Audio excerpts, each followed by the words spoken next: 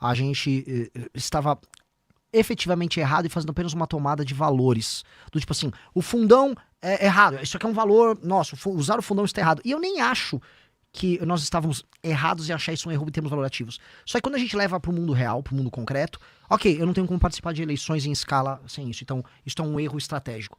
Tá? Foi assim, essa convicção, que é apenas em termos valorativos, quando eu vou aplicar ela no mundo concreto, com as regras atuais, eu não vou conseguir entrar no jogo para disputar e mudar a realidade. Então, ainda que seja mudar essa regra, eu preciso dela para mudá-la. Exato. Que foi, sei lá, o que o Milley fez. O Milley entrou e mexeu nisso. Então, é bem real e concreto. Eu não lembro outro tema que ele falou ali. Ele pergunta se não vier o desastre e milhões Não, mas antes. Eu vou ler de novo. O MBL admitiu erros sobre privatizações e fundão. Privatizações é outro. Não, privatizações a gente ainda é favorável à privatização da maior parte das empresas brasileiras. Agora, aquilo que é estratégico, o caso da Petrobras, um mundo em crise, sim, nós amadurecemos. O caso da escala 6x1, não é que nós somos, do ponto de vista valorativo, favoráveis a que as pessoas trabalhem muito, que é o nosso caso do fundão, uma questão de valores. Não. Se houver uma maneira das pessoas ganharem muito dinheiro trabalhando menos, eu tô favorável a isso. Agora, nenhum dado está nos levando a crer que vai acontecer isso. Eu sou a favor da renda básica universal pra todo mundo, mas é só porque eu acho legal, entendeu? Isso não quer dizer que dá pra gente colocar no mundo, né? Exato, porque no fim alguém vai precisar produzir e trabalhar e vai pagar essa conta. Então, todos os estudos e a realidade concreta nos leva a isso. E a gente propõe outra solução. Até porque, para todo mundo entender sobre essa questão da escala 6x1, é impossível num país que, quando comparado com o mundo, cada vez fica menos produtivo. Ou seja, o Brasil, a quantidade de dinheiro, hora, produzido pelo trabalhador brasileiro nos últimos 40 anos, ela ficou praticamente estagnada.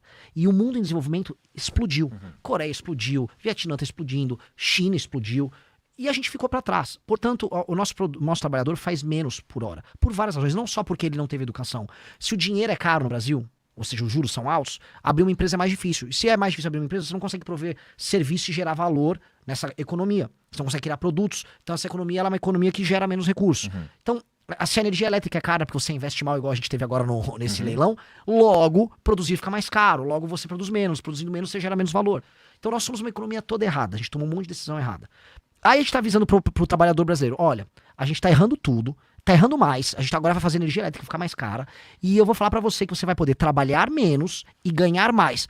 Alguém vai falar, não, a pessoa vai trabalhar menos e ganhar igual, porque... Não é igual. O valor hora trabalhado, ele vai, na prática, aumentar. Porque se você está trabalhando menos horas e você está obrigando a pagar o mesmo valor, significa que o valor hora aumentou. Pois bem, isto é regra da economia, isso será corrigido de alguma maneira. A massa salarial vai diminuir, alguns setores vão dispor de muitos problemas por conta da escala 6x1. Porque teve lugares que fizeram assim, redução da hora de trabalho. Portugal.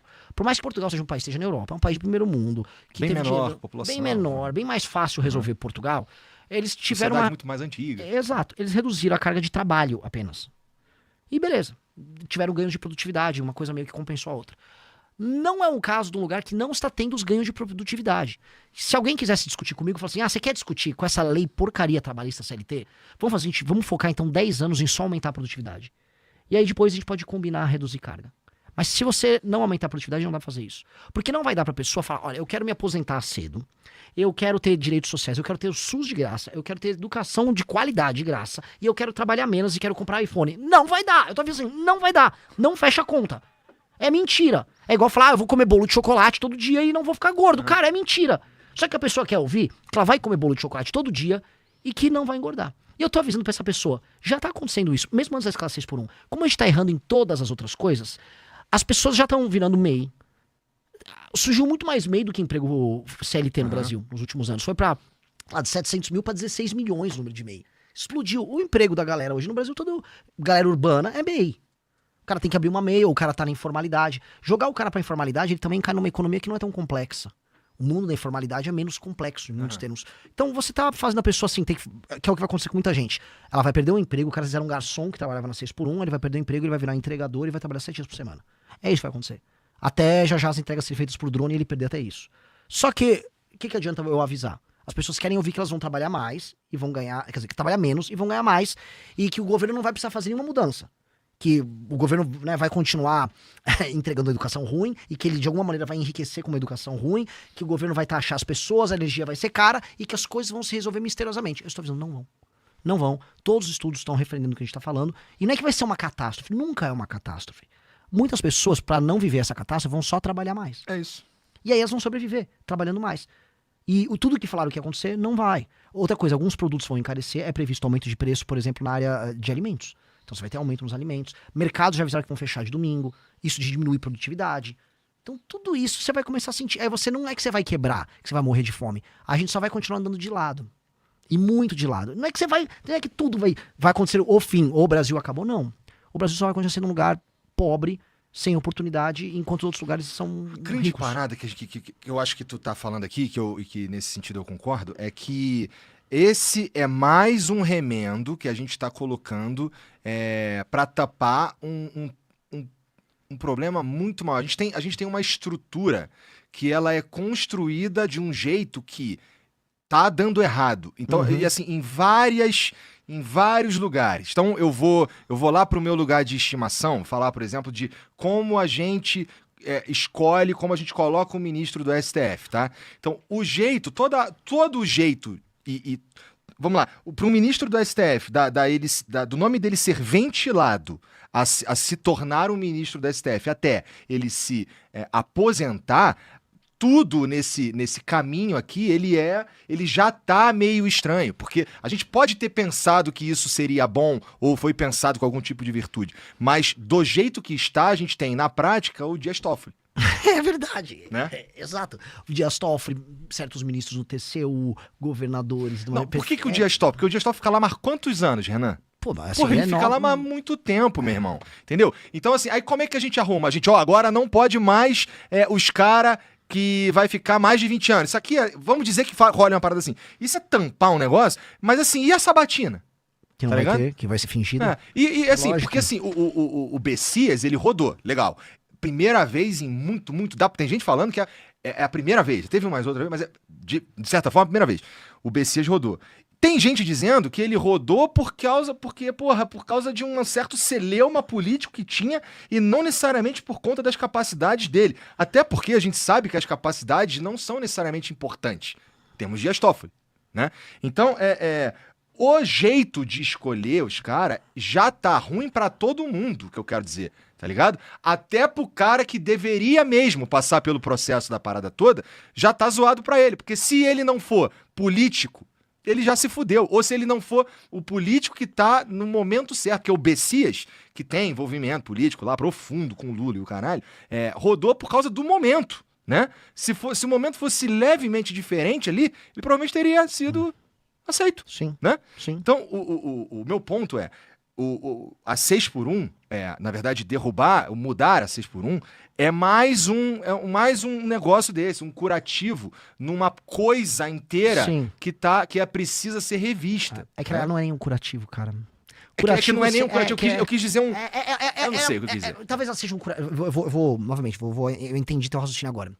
Ela é pro eleitor, ou pro brasileiro comum, é como se fosse um curativo, um band-aid que ele tá pondo porque ele tá machucado.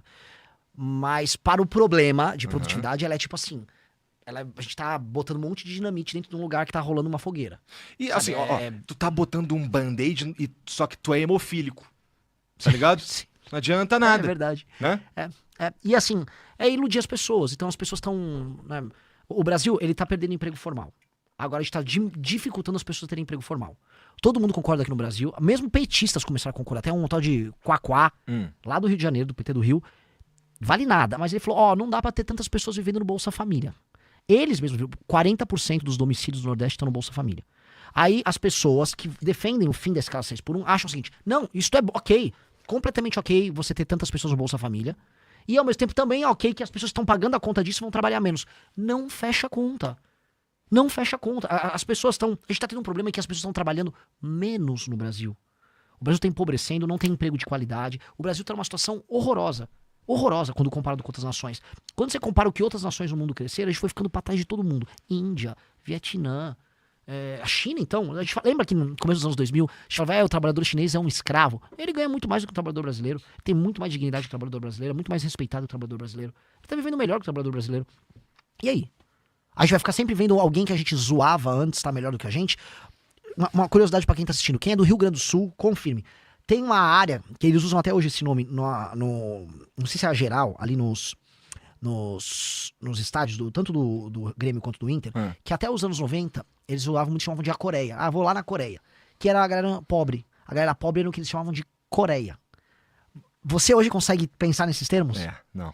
Né? Coreia hoje é um dos lugares mais desenvolvidos do mundo. Tem uma favela no Rio que é a favela da Coreia. Que era a mesma analogia que, tipo, nossa, aqui é tão ruim que é uma Coreia. Olha que loucura, cara. Pois é. Então, assim, hoje você imagina a Coreia, a pessoa pensa um dorama, carros bons, Samsung e tal, só o topo.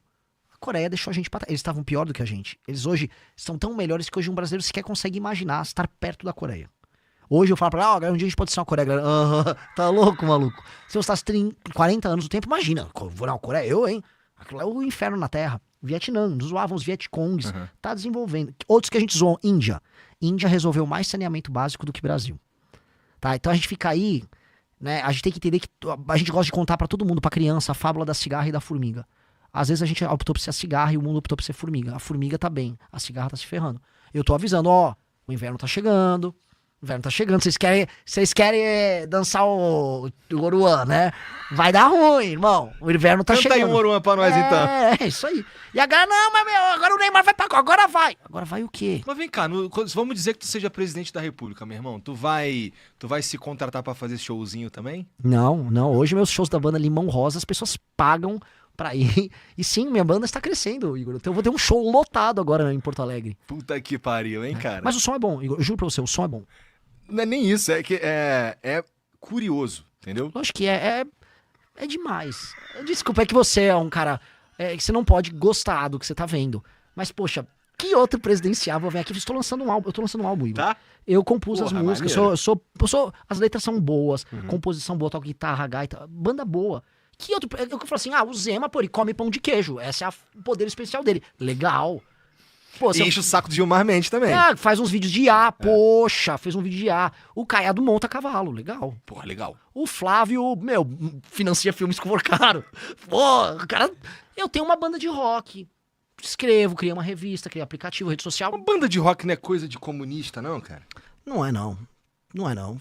É legal pra caramba. E se for, também tô nem ligando. Tô nem ligando. E pior que o meu ainda é rock psicodélico, né? Porra. Rock doidão, improviso. Eu já vi umas paradas, eu já vi. Ó, o Vitor mandou aqui, ó. Seu projeto para as favelas prevê remoções? Sobre policiamento, sua ideia é integrar a favela ao bairro e o batalhão da... Caralho, faltou umas vírgulas. De novo. Sobre policiamento, sua ideia é integrar a favela ao bairro e o batalhão da área policiar ou instalar um efetivo permanente nas favelas retomadas, como as UPPs? O problema da UPP, a UPP fez uma retomada. Você vivia no Rio na época do UPP, certo? Então houve a tomada, tirar o crime organizado de início, instalar uma base permanente. Só não chegou o resto. Não chegou o resto. E assim, pra você destruir o crime, você precisava aumentar as penas, fazer presídio, fazer o ciclo completo e desfavelizar. O problema é que um governador não consegue fazer isso, e nenhum governador iria conseguir fazer isso. E eu não, pelo amor de Deus, eu não quero defender os governadores do Rio, né? Seria um suicídio pra mim. Deixo isso pro Lula e pro Flávio defenderem. Eu não vou defender governador carioca. Mas não dá pra um governador fazer isso, porque tem que ser um presidente que vai passar uma mudança nas leis penais. E aí você consegue fazer a entrada na favela, montar bases na favela, e aí você começa a desfavelizar. Só que aí você alterou as penas pra membros de facções, e alterou as penas pra roubo, furto. Você muda o sistema de incentivo pro cometimento de crime, e aí você começa a falar, ok, eu tô desfavelizando. E aí você tem que vir com um projeto muito sério de desfavelização, um projeto de urbanização. Sabe como você resolve a pessoa que realmente sofre da escala 6x1? Tendo um emprego perto dela. Em geral, essa pessoa no Rio vive na favela, em São Paulo ela vive na periferia. Como é que eu resolvo isso? Eu tenho que criar zonas econômicas especiais voltadas para as comunidades periféricas, para eu fazer a instalação de empresas nesses lugares. Então, se eu começo a verticalizar algumas favelas, eu abro espaço, as pessoas estão morando verticalmente e abro espaço para eu colocar empresa. Eu tenho que montar um polo empresarial com contratação, com que tenha, vamos dizer, mão de obra intensiva. Vou dar um exemplo, call center, exemplo que ainda tem. Você pega setores, serviços, pega os próprios prestadores de serviços que estão instalados na favela e coloca ali, e você cria uma zona econômica especial para fazer o emprego ficar ali e manter as pessoas ali. E você fazer coisas que atraiam pessoas de fora para irem até lá. E aí você cria uma dinâmica em que a pessoa não precisa pegar 10, vai botar 3 condições para ir de um lugar para o outro. Você faz a pessoa ter uma vida próxima, ela tem um senso de comunidade, pertencimento e emprego ali. E aí você tem que urbanizar e entregar para aquela pessoa uma dignidade, que é a seguinte: não é que apenas vai ter uma base policial. Se o cara for fazer um pancadão lá, o cara vai preso. Se a pessoa jogar lixo na rua, ela vai tomar multa, e se fizer isso 2, 3 vezes, vai presa. Se a pessoa pichar a casa do outro, ela vai presa. A pessoa tem que entender que ela se tornou parte de uma civilização. E que agora ela vai ser respeitada e ela vai ter direitos e deveres, como qualquer cidadão. E aquela pessoa quer ter o direito e quer ter o dever. Quando uma pessoa... As pessoas humildes que estão na favela, elas são muito religiosas em geral. As igrejas evangélicas estão presentes. O que ela vai na igreja? Ela vai lá pra ter direito? Sim, ela vai sobretudo pra ter dever. Dever com a comunidade, dever com Deus. Vai ter, vamos dizer, certos comportamentos. Desde a rotina de ir pra igreja até abdicar de certos comportamentos carnais e tal. Então a pessoa quer deveres. A pessoa quer autodisciplina. E ela quer ver o resultado disso na vida dela ao redor. O bairro dela tem que refletir isso. Então a desfavelização, naturalmente, passa por esse processo, mas não vai acontecer sem eu alterar as leis penais. Fato, não vai. Tem que vir de cima. Você falou sobre constância. Para o público que pensa e não idolatra nem lá nem cá, como explicar a imoralidade do fundo eleitoral e pegar? Foi um mal necessário? A gente falou sobre isso. Mudará se tiver a oportunidade? Eu já falei pra galera que 2 coisas dá pra fazer. Um é acabar com o fundo eleitoral, ou fundo partidário. O outro é redisciplinar ele. Qual é, pra mim, a forma de redisciplinar? Hoje, o fundo eleitoral é um instrumento que faz com que partidos que elejam muitos deputados ganhem mais dinheiro, que vira mais fundo eleitoral, que eles investem para eleger deputado. Isso não serve para o Brasil em nada. Agora, se o fundo eleitoral e o fundo partidário forem determinados pelo desempenho concreto de um prefeito em melhorar a vida das pessoas, ou seja, imagina o seguinte, se um prefeito que está no partido do Kassab, PSD, ele entrega melhorias na educação, na saúde, na segurança, ele vai ganhando pontos. Aí você vai somar todos os prefeitos desse partido que ganham muitos pontos. Quantos mais pontos eles tiverem, mais fundo partidário esse partido tem. Ou seja, o estímulo de um cara que é presidente no partido é: vou botar prefeitos bons, que aí eu aumento o meu poder. Aí o dinheiro tá tendo um fim positivo que vale, assim, centenas de vezes qualquer valor. Não, milhares de vezes o valor do fundo. Milhares de vezes, porque você está apenas investindo na melhoria da qualidade do serviço. Hoje, qual é o critério? O partido recebe um dinheiro baseado no número de deputados que ele elege. Pronto, lança um monte de idiota que tem a voz. Então, o cara tem voto, é um idiota, ou o cara compra voto, é um idiota. Aí os partidos fazem isso. Por isso que o fundo eleitoral, para o sistema brasileiro hoje, ele é nojento. Ele é asqueroso, porque é um sistema que valida a classe política lixo que a gente tem. Se a gente muda o critério, eu acho que é até melhor do que não ter. No fim, é um investimento, no fim das contas, né? Aquele investimento que que é meio invisível mesmo. Porque se o que tu tá propondo funcionar, a gente vai ter um incentivo para que o dinheiro, para uma competição por essa grana, né? Motivada, quer dizer, determinada pelo bom desempenho de um administrador. Então, quanto melhor um administrador desempenhar o seu trabalho, mais o grupo político desses administradores, terá dinheiro para se perpetuar no poder. E, o cara só quer se perpetuar no poder e a chance dos outros. Irmão, nesse momento que a gente tá assim, tá ruim, viado. Tá ruim. A gente já tentou um monte de... Estamos tentando uma parada aqui um tempão. Pô, bora tentar uma parada diferente. É mudar o sistema de incentivo. A cenourinha que vai ficar na frente do partido não é a cenourinha do eleja um monte de deputado, melhore a cobertura de esgoto no município, melhore a qualidade de educação e aumente a atividade econômica. Sabe como é que essa coisa vai se pagar? Se eu aumento a atividade econômica nesses mais de 2 mil municípios que não têm atividade econômica, que vive de repasse do governo federal, isso aumenta o PIB. Isso faz as pessoas saírem do Bolsa Família. Você já economizou centenas de bilhões todo ano. Se isso for o sistema de incentivo que faz a política alterar, é um investimento que vale a pena. Eu tô querendo reorientar os investimentos do Estado brasileiro. A pessoa que tá ouvindo do fundão, o fundão como tá hoje, ele precisa acabar. Agora, você falar de 5 bilhões em investimento que vai gerar em centenas de bilhões em mudança na lógica política, ele passa a valer a pena. A gente tem que reorientar o sistema de incentivo da política. E eu preciso que a pessoa que tá no ouvindo seja madura para entender que o discurso mais fácil que ela fala assim, vou acabar com tudo. Eu realmente, assim, se eu não conseguir passar isto, que é a mudança no sistema político brasileiro, eu acabo com o fundão. Eu vou lutar só pra acabar com o fundão. Agora, isto aqui vale mais a pena do que só acabar com o fundão. Tô entendendo. Entendeu? E pra galera entender, o fundão hoje, acho que é 4, 5 bi a cada 2 anos de eleição. Então, ou seja, em quadriênio são 10 bi e tem um fundo partidário.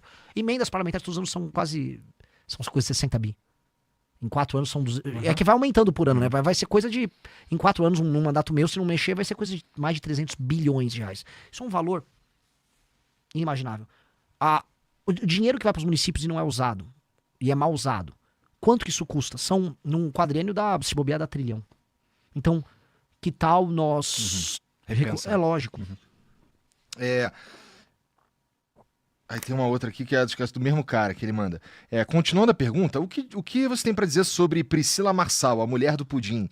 Justificável a humilhação gratuita e coerente? Caralho, cara, eu não sei do que ele tá falando, ele deve estar pegando no teu pé. Eu sei. Esse cara tá falando. Isso aí eu sei. Priscila Marçal é uma mulher que o Nando. Esse deve ser um fã do Nando Moura. Ah, é? São fãs do Nando Moura. Mas assim eu respondo, não tem problema de responder. Então deixa eu terminar de ler aqui pra também.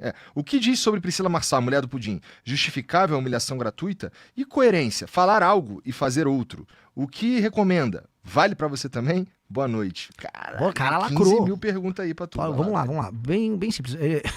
Em 2024, eu estava falando, eu não quero viver num país em que as pessoas precisem vender pudim pra sobreviver.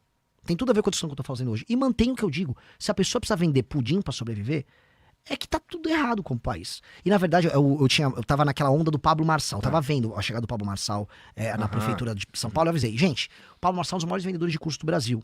E assim, as pessoas ficam vendendo soluções que não vão chegar e resolver o país. Mudar seu mindset não vai tornar o país um país que dá certo. Vou mostrar pra vocês. Eu entrei no site da Hotmart, que é a maior vendedora de cursos. A pessoa que tava em primeiro como vendedora de cursos é um curso pra vender, te ensinar como fazer pudim. Cara, concretamente, se vender pudim se tornou alternativa pra um país como o Brasil, tamo lenhado. E eu fiz a brincadeira, e o sobrenome dela ainda é Marçal, igual o Pablo Marçal. Aí vem aqueles tipo Nando Moura, que absurdo. Ele humilhou uma trabalhadora. Primeiro assim, era uma mulher de sucesso, a maior vendedora de curso de pudim. Mas essa mulher tá faturando e parabéns pra ela. Não tenho nada contra ela. Dito isso, eu não quero... Eu amo pudim. Eu também amo. Dito isso, um país em que as pessoas estão precisando fazer curso de pudim pra sobreviver, ele deu errado. E se o cara tá com sentimentalismo com isso, esse cara é um bobalhão, esse cara é só um... Meu Deus, esse cara primeiro, não liga pra isso e mantenho o que eu digo e sustento. Eu não quero um país em que a pessoa precisa comprar um curso online na Hotmart de fazer pudim pra sobreviver. As pessoas têm que sobreviver de outras coisas. A pessoa que vende o pudim pra fora é uma dona de casa, que o marido não tá ganhando bem, e ela tá tendo, coitada, ficar em casa a tarde inteira batendo pudim e tal, vendendo pros vizinhos, vendendo na internet. Cara, é esse o país que a gente quer? Esse país não deu certo. Eu não quero esse país, eu quero essa mulher ou com um trampo legal, ou o marido dela ganhando bem, ela cuidando das crianças. E fazendo pudim de sacanagem. Fazendo pudim pra curtir. Entra no YouTube pra ver receita de pudim e fazer o melhor pudim possível pra família dela, sem precisar vender pudim pra fora como meio desesperado de sobrevivência. Que o lance é as pessoas estão fazendo as coisas de maneira desesperada. E aí eu volto para o fim da escala 6x1. Um país em que o curso mais vendido é o curso de como fazer pudim pra sobreviver, é o país que quer trabalhar menos? Veja, claramente esse país tá doente. Claramente tá muito doente. Então esse cara que fez essa pergunta, provavelmente é um menino ou um cara muito bobo, porque ele não tá entendendo. Cara, nosso país tá doente, cara. Você não pode aceitar que as mulheres brasileiras estão tendo que fazer curso de pudim pra sobreviver. Deu errado esse país. O país é muito canalha com os brasileiros. Eu não quero que ninguém precise fazer curso de pudim pra vender pudim pro vizinho pra sobreviver, cara. Tamo ferrados se for isso. E nada contra. Se quem quiser fazer, faça. Mas, né? E tem uma outra análise também que eu faria aqui com o perdão da ignorância, que Puta, ia ser mais foda se o curso mais vendido fosse de como rodar a tua inteligência artificial localmente. Não é? Nada contra a moça. Eu amo pudim foda que desenvolveu um bagulho pra ganhar dinheiro, fazer lógico. um troço que quer fazer pudim, o caralho. Mas é total. Você tem razão quando você fala que é sintomático. É sintomático, um país tá doente. Por exemplo, você acha que. Vamos dar um exemplo. Você acha que na China, realmente as mulheres chinesas estão focadas agora em vender, sei lá, eu não sei o equivalente de um chinês, um pudim. A vender um dumpling, né? Ou vender rolinho primavera pra fora. Não tá rolando isso na China. Em Hong Kong tá acontecendo isso? Não tá rolando isso em Hong Kong. Tá todo mundo ganhando muito. Em Singapura estão fazendo algum doce de Singapura? Não. Não é esse o mundo. As pessoas estão estudando engenharia, estão especializando em AI. O mundo tá indo para outro caminho. Eu não quero os brasileiros tendo que fazer. Porque a pessoa fazer pudim é sintoma da baixa produtividade do brasileiro. A pessoa tendo que estudar como misturar leite condensado com ovo, colocar numa embalagem legal, convencer a pessoa a comprar e tal. Isso significa que, assim, o capital humano brasileiro, ele tá sendo usado para coisas muito prosaicas, porque elas precisam sobreviver com isso. Isso é sintoma de uma economia que deu errado. Eu não... Né? É bem óbvio. E o Kelvin Renan mandou a última aqui. Boa noite, Renan. Gostaria de saber o que você fará em relação aos super salários e a questão das pessoas mal capacitadas na administração. Todo mundo que eu puder cortar, então o presidente da República próximo vai ter que nomear, que são os cargos que administram a máquina pública, 15 mil nomes. Todo mundo que eu puder cortar que seja cabide, vagabundo, que tá pendurado no governo federal, tem que cortar. Tu tá vendo o que tá rolando lá no estado do Rio? Lá no estado do Rio tem um governador que ele tá lá, né? Sim, é o do judiciário, né? Então ele não Estão tentando dar um jeito de resolver, entre aspas, resolver o problema, porque eu tava lendo, esse maluco detonou uma galera e continuou a mesma coisa. Sim, sim. Cara, porque a gente não tem ideia da ineficiência da máquina brasileira. Eu tava falando com o Kim uma coisa. O Vietnã, ele tava atrás do Brasil em rankings educacionais décadas atrás. O Vietnã ultrapassou e deixou a gente pra trás em tudo, em educação. Ao ponto de as melhores notas, o grupo social que tirou melhores notas no ranking PISA, que é o ranking internacional, foi pior do que o grupo que tirou as piores notas do Vietnã. Tá. Ou seja, o melhor do Brasil é pior do que o pior do Vietnã. O Brasil, nesse período, acho que ele quadruplicou os gastos em educação. E o Vietnã só continuou gastando a mesma proporção que ele gastava. Não é sobre gastar mais, é sobre como nós gastamos terrivelmente mal. Desde cabidões que a gente faz em todas as áreas do setor público, até, vamos dizer, sistemas de incentivo para política que não funcionam. Esse é o maior problema. O Brasil, ele taxa muito as pessoas porque ele gasta muito com o Estado. Vai ter que mexer em direito adquirido, super salário, porque a máquina pública brasileira é uma mamatolândia gigantesca. Não é todo funcionário público é isso, mas, pelo amor de Deus, tem muita gente que não presta, tanto concursado quanto comissionado. E vai ter que tirar. As pessoas que não prestam não dá pra tirar. Quer dizer, não dá pra manter. E mais, não só não dá pra manter, como eles vão lutar muito pra manter os privilégios. E os que ganham mais são altamente poderosos, que é os caras do Judiciário, Ministério Público. É gente que ganha muito e é muito poderosa, que chega no Congresso Nacional e avisa pro deputado: se você votar pra tirar minha mamata, eu vou pegar aquele processo que tá rolando contra você e vou botar pra andar. É duro. Puta merda, é mesmo, é duro e é muito difícil. E é por isso que me parece que é importante ter uns caras. E mesmo assim é muito difícil que haja uns caras sem rabo preso, né? Vai ter que botar umas 15 mil pessoas sem rabo preso dentro da máquina pública do governo federal. E uma galera quase louca no aspecto de eu preciso fazer essa bagaça dar certo em pouco tempo. Por exemplo, na saúde a gente vai poder usar muita inteligência artificial para melhorar muito o SUS. A gente vai ter que, na parte de combate ao crime, a gente tem que dar resultados muito rápidos. As pessoas têm que ver rápido. Porque tem uma coisa, se a gente faz uma ação que mexe com privilégios e com uma máquina pública que não funciona, e ela dá certo rápido, aí a população fala: não, continua fazendo que tá dando certo. Até não concordava de início, mas tá dando certo, então continua. Eu tenho que dar certo, eu tenho que pegar uma galera que é altamente inteligente, altamente comprometida, sem rabo preso com ninguém, e botar, eu não vou falar botar para F, né, mas fazer com uma energia colossal e muita vontade. E essa vontade eu tenho que ver em toda a equipe que eu montar. Então, eu tenho que entrar lá com essa gana que a gente tá falando aqui do sonho do Brasil grande, e eu tenho que mostrar pro brasileiro que é cético, que o brasileiro já não acredita em mais nada. O brasileiro falando: política já era, o Brasil já era. Eu tenho que mostrar: não gera não, vai dar jeito, então, eu não posso falhar, eu não posso ter um mandato que depois de 2 anos, tá tudo igual, puta, eu não sei o que eu faço se eu fracassar nesses 2 anos. Sei lá, eu não sei, assim... Uma vez eu fiz um exercício também, se eu tivesse sido eleito presidente. Por quê? Porque quando a gente conversou bastante aqui sobre como o Bolsonaro foi parar presidente, né, lá em 2018. E ele chega falando num ministério técnico, ele chega falando numas coisas que eram mais próximas de uma administração desligada do esquema que vinha. Manja? Beleza. E em um determinado momento ele se ligou que não dava, né? Pra tu do jeito que tá hoje, com a regra do jogo da forma que tá hoje, pra você administrar o Brasil, você precisa conversar com os caras. Você não pode não conversar com os caras, né? Que era o que ele tava propondo, mais ou menos, né?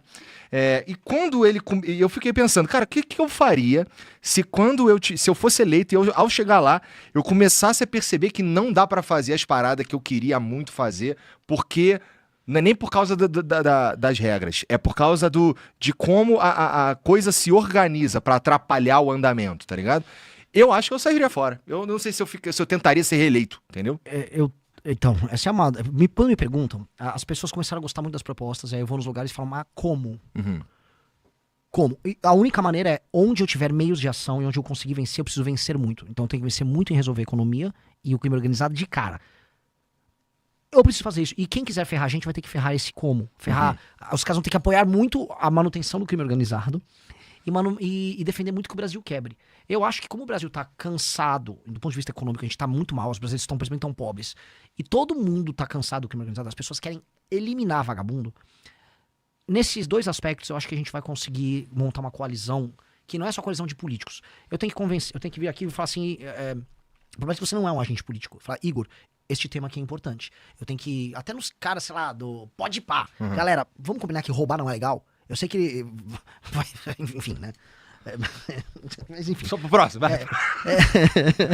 Tá uma galera que vai lá, pelo amor de Deus. Mas assim, eu tenho que conversar a Globo. Globo, vocês estão aí no Rio. Vamos combinar que não dá pra ser isso aí? Vamos montar uma coalizão que envolva comunicação, empresários, população, Congresso, Judiciário. Galera, eu não quero guerra com ninguém de vocês. Agora, todo mundo concorda que isso aqui vai resolver? Vai ter oposição, mas acho que dá pra montar uma coalizão muito majoritária em toda a sociedade, que qualquer um que for fazer frente vai sofrer. E essa coalizão é uma coalizão que eu quero montar. Eu quero conversar com todo mundo que não gosta de mim. Eu tenho certeza que a Globo não gosta de mim, mas tenho certeza que se eu chegar na Globo eu vou explicar, cara, vocês moram no Rio, vocês estão vendo isso aí, vamos mexer nisso, eu vou precisar mexer do meu jeito, porque vocês já mexeram do jeito de vocês por anos, com suas campanhas de desarmamento, de Sou da Paz, de olha, a polícia tá matando muito, e não rolou, e vocês sabem. Eu ganhei, me ajuda. E chamar todo mundo que puder. Eu não vou brigar com ninguém à toa, eu tenho uma missão, eu tenho que entregar essa missão. Se eu entregar a missão da segurança, eu entregar a missão da economia, e as pessoas perceberem que dá pra comprar um celular sem ficar endividado e não ser roubado no celular na rua, acabou. Aí, cara, eu vou conseguir fazer todo o resto. Porque aí você vai acumular um poder e aí o brasileiro vai começar a acreditar que dá. O brasileiro, no fundo, ele nunca acredita que dá porque ele percebe que sempre dá errado. Só que quando tem alguma coisa que dá certo no Brasil, o Brasil... Ayrton Senna. Vamos falar a real. Ayrton Senna. Pô, cara, eu só vou ser campeão do mundo e eu sou o melhor e dane-se. E a galera, cara, ele é demais, eu quero ser o Ayrton Senna. Vai pegar outros exemplos. A seleção brasileira... Eu vi a série da Netflix agora do Brasil de 70. Pô, Pelé. Pô, eu só quero ser o Pelé. Ele só vence. Então o brasileiro quer vencer. O brasileiro quer Pelé, o brasileiro quer Ayrton Senna, o brasileiro quer o agro do Brasil. O brasileiro quer vencer. Eu tenho que entregar a vitória para o Brasil. Agora o brasileiro só perde. Ele perde o celular, ele perde o emprego, ele perde tudo. Eu quero fazer ele ganhar. A gente tem que ganhar. Então, temos que ganhar. Eu tenho que convencer o maior número de pessoas possíveis que tem que ganhar. E eu vou ter que convencer pessoas que não gostam de mim. É isso, se eu faço isso, aí eu vou convencer o Congresso. Eu duvido o Congresso brigar com boa parte das pessoas que pensam no Brasil, com Globo, empresariado. Não, vou votar contra, vou votar a favor do bandido. Não vai votar, filha da puta, não vai votar mesmo, cara. Eu vou botar pra fuder em você. É esse o negócio. Vamos pegar os temas majoritários, vamos pra cima e... Quero ver o vagabundo do Centrão votar. Sabe, quero ver ele votar contra. Agora mesmo o Kim botou pra passar umas leis... o Kim passou aumento de pena pra roubo, furto e receptação do celular no Brasil. O Kim fez uma revolução pro roubo do celular no Brasil. Vai ficar bem mais difícil, a gente vai ver o resultado disso nos próximos 6 meses, quando o bandido entender que deu ruim. Vai ter uma diminuição com esse aumento de penas. A gente vai sentir isso. Até o PT votou a favor, porque não dava pra votar contra. Mesmo eles não vão resistir. Não vai dar pra você ser um sabotador completo, se a gente falar o óbvio e fazer a coalizão pro óbvio. Vamos passar primeiro o óbvio, começa a dar certo, e as pessoas não são idiotas. Volto a falar, se o cara não se endividou pra comprar um celular, e ele visitou a mãe dele, indo a pé à casa da mãe dele à noite e não roubaram o celular, ele falou, meu irmão, minha vida mudou. É isso que eu tenho que entregar no primeiro ano. Isso é a revolução. E eu vou, assim, traulitar todo mundo que tiver na frente. A gente vai botar montando uma aliança que ninguém imagina. Se você gostou desse vídeo e deseja ser notificado sobre mais novidades, inscreva-se. Pode ser que nunca mais veja esse canal.